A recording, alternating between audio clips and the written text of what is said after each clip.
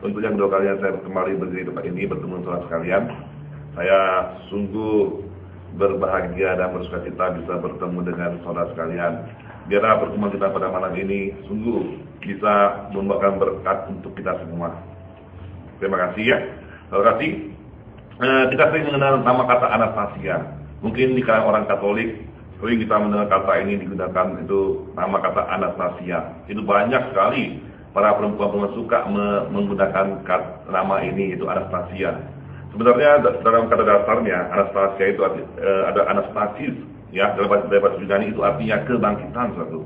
Jadi istilah kebangkitan dan kata kebangkitan sungguh sangat besar sekali, bahkan lebih besar daripada penciptaan langit dan bumi. Ya, banyak negara maju di dunia ini yang begitu hebat dalam ilmu pengetahuan dan teknologi, tapi satu pun dari negara demikian tidak ada yang bisa menciptakan kebangkitan. Kebangkitan itulah milik Allah. Kebangkitan adalah milik Allah. Hanya Allah saja yang bisa memberikan kita dan memperlihatkan akan arti kebangkitan suatu. Kematian Yesus di atas kayu salib bukan hanya menyatakan kebangkitan kepada kita, tapi juga mengaruniakan kebangkitan itu kepada kita semua suatu. Amin.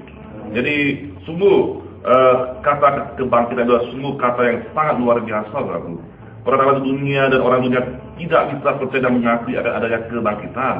Walaupun begitu banyak agama-agama di dunia ini, tapi satu pun daripada pemimpin agama mereka tidak ada yang dibangkitkan, dan mereka semua mati dan tidak pernah ada satu pun yang dibangkitkan.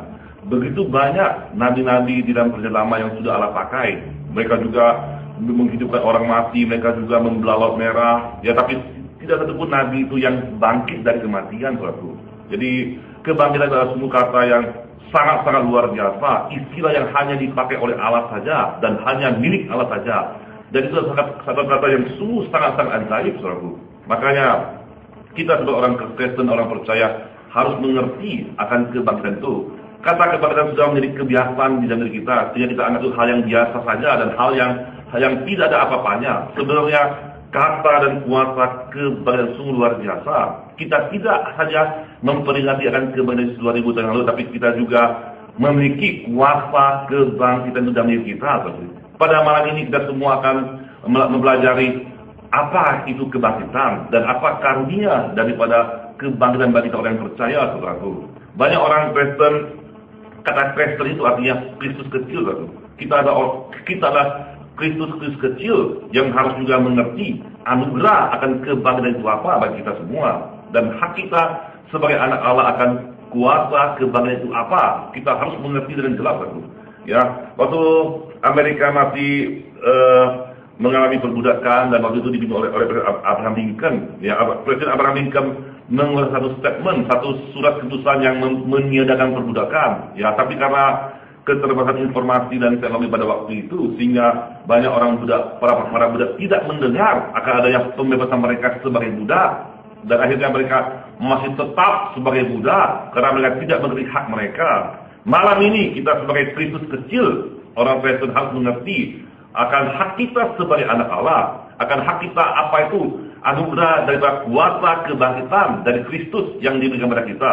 Kita harus mengerti sehingga kita bisa menjadi seorang pemenang di dalam dunia ini. Banyak kita orang Kristen dikalahkan oleh dunia ini, banyak orang Kristen yang hidup dalam dosa, banyak orang Kristen yang hidup dalam sakit penyakit, banyak orang Kristen yang hidup dalam kemiskinan, banyak orang Kristen yang hidup dalam keterikatan dalam segala hal. Kenapa? Karena mereka tidak mengerti apa itu kuasa anugerah kebangkitan dalam diri mereka. Mereka tidak mengerti sehingga seluruh kehidupan iman mereka hanya seperti orang beragama. Kalau kita hidup sebagai orang beragama, kita tidak akan mengalami kuasa dari Allah itu. Kita tidak akan mengalami mujizat Allah dalam kehidupan kita sendiri. Tapi kita harus mengerti, karena kita adalah anak Allah, kita harus mengerti hak kita sebagai anak Allah apa. Sama seperti para budak yang sudah dibebaskan, mereka tidak mengerti bahwa mereka sudah dibebaskan. Mereka masih mau bekerja sebagai budak. Inilah senjata yang dipakai oleh iblis untuk membohongi dan menipu orang Kristen. Kita tahu, Tuhan Yesus mengatakan iblis adalah bapak segala dusta. Dialah yang selalu menipu dan membohongi. Bahkan orang percaya pun, orang Kristen pun, yang adalah Kristus kecil pun dibohongi terus menerus, sehingga mereka selalu kalah di dalam kehidupan mereka semua.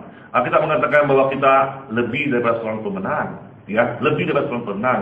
Maka malam ini saudara kasih, Kita harus mengubah mindset kita. Kita harus malam ini menjadi turning point bagi kehidupan iman kita. Kita harus sungguh menjadi orang yang lebih daripada seorang pemenang. Ya, maka tema saya khotbah pada malam adalah anugerah daripada kebahagiaan Kristus. Ya, nas yang akan kita pelajari malam ini kita baca semua, saudaraku. Yohanes pasal 20 ayat 19 sampai 23. Saya akan bacakan dan nanti kita akan bahas satu persatu. Apa itu anugerah daripada kebangkitan Kristus untuk kita semua? Saya akan bacakan. Ketika hari sudah malam pada hari pertama minggu itu, berkumpullah murid-murid Yesus di suatu tempat dengan pintu-pintu yang terkunci, karena mereka takut kepada orang Yahudi. Pada waktu itu datanglah Yesus dan berdiri di tengah-tengah mereka dan berkata, damai sejahtera bagi kamu. Dan sesudah berkata demikian, ia menunjukkan tangannya dan lambungnya kepada mereka. Murid itu bersuka cita ketika mereka melihat Tuhan. Maka kata Yesus sekali lagi, damai sejahtera bagi kamu, sama seperti Bapa mengutus aku, demikian juga sekarang aku mengutus kamu. Dan sesudah berkata demikian, ia menghembusi mereka dan berkata, terimalah Roh Kudus. Jikalau kamu mengampuni dosa orang, dosanya diampuni. Dan jikalau kamu menyatakan dosa orang tetap ada, dosanya akan tetap ada. Saudaraku, anugerah daripada kebahagiaan Kristus itu adalah kita diberikan damai sejahtera. Kita diberikan damai sejahtera.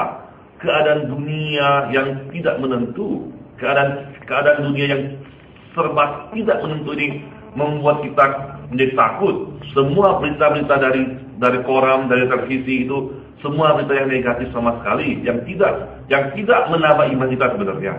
Semuanya menambah takut dan gelisah akan kehidupan kita semua. Ya, ini juga yang terjadi pada malam itu. Waktu Yesus hari Minggu itu dikatakan ketika hari sudah malam, pada hari pertama minggu itu berkumpullah murid-murid Yesus di suatu tempat dengan pintu-pintu yang terkunci, karena mereka takut kepada orang Yahudi. Pada waktu datanglah Yesus dan berdiri di tengah-tengah mereka dan berkata, damai sejahtera bagi kamu. Ya, Tuhan mereka, guru mereka, ya 3 hari yang lalu disalibkan dan mereka melihat dengan mata sendiri, dan mereka melihat bagaimana guru mereka digantung di kayu salib dan dibunuh dengan begitu tragis dan begitu mengenaskan, sehingga mereka berkumpul bersama. Dan ayat sebelumnya kalau kita baca itu bercerita mengenai Maria Magdalena yang menemukan kubur itu kosong, dan juga ada beberapa murid termasuk Petrus juga menyaksikan kuburnya kosong, dan mereka tidak tahu kemana mayat gurunya dibawa. Ya, hanya Maria Magdalena yang bertemu dan berbicara dengan gurunya. Sehingga pada hari pertama minggu itu, pada hari Minggu, mereka berkumpul bersama dan sangat-sangat ketakutan karena apa? Mayat guru mereka telah dicuri orang. Ya, mereka sungguh sangat ketakutan. Mereka menutup pintu rapat-rapat, takut sama orang Yahudi. Ya, jadi hal-hal demikianlah karena mereka sedang takut. Tiba-tiba Tuhan Yesus menampakkan diri di tengah-tengah mereka, saudaraku.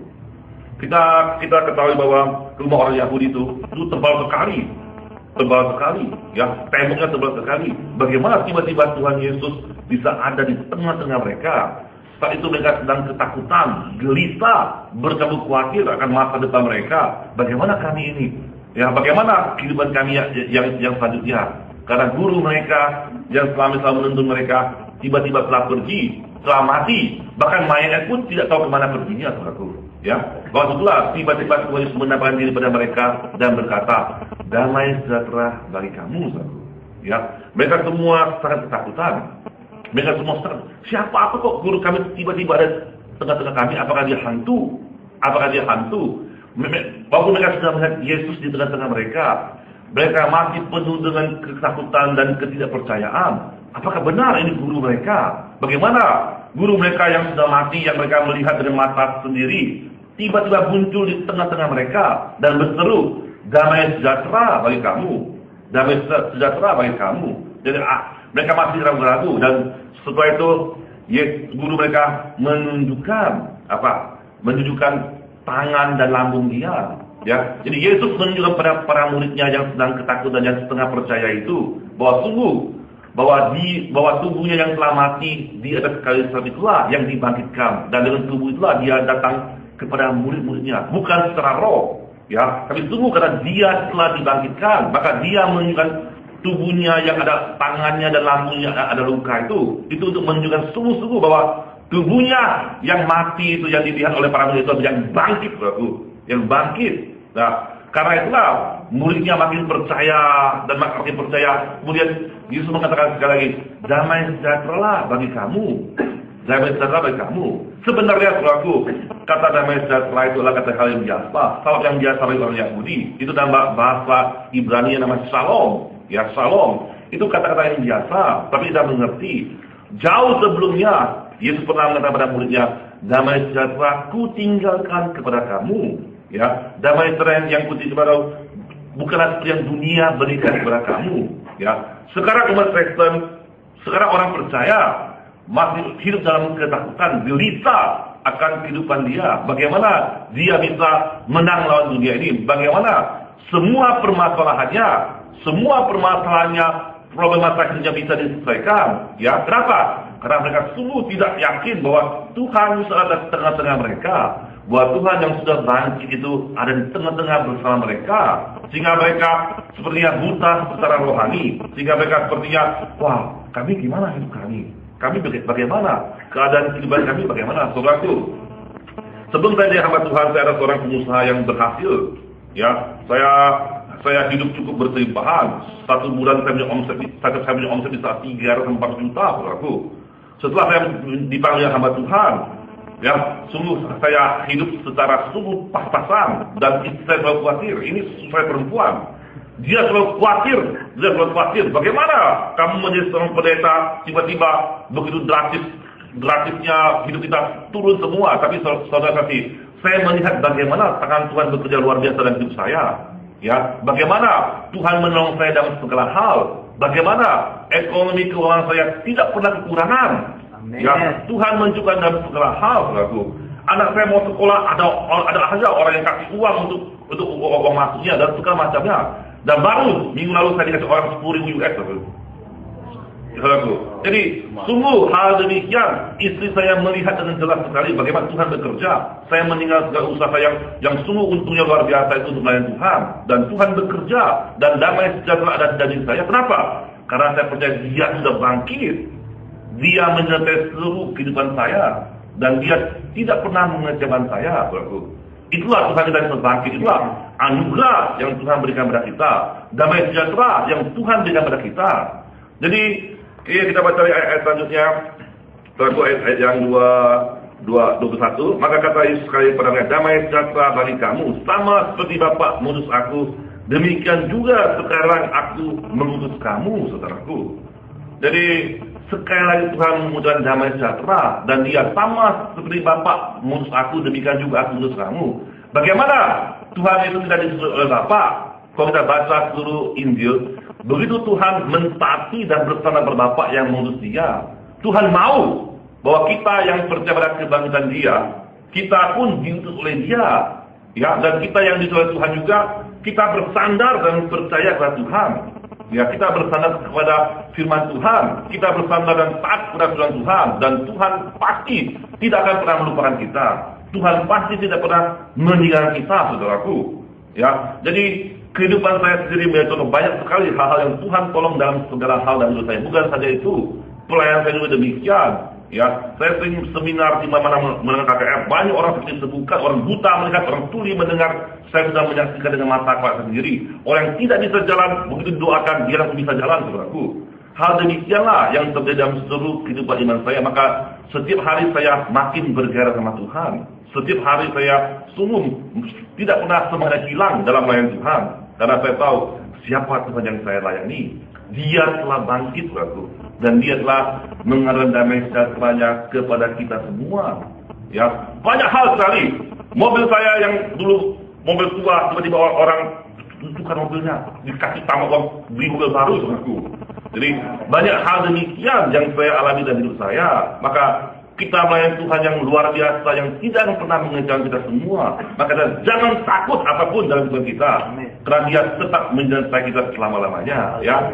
Yang kedua adalah anugerah melalui Tuhan ini telah kita baca di dalam ayat ke-22. Dan sudah berkata demikian, Ia mengembusi mereka dan berkata, terimalah Roh Kudus, saudaraku. Ya, Tuhan menghembusi mereka dikatakan. Dalam bahasa Yunani menghembusi artinya empusao.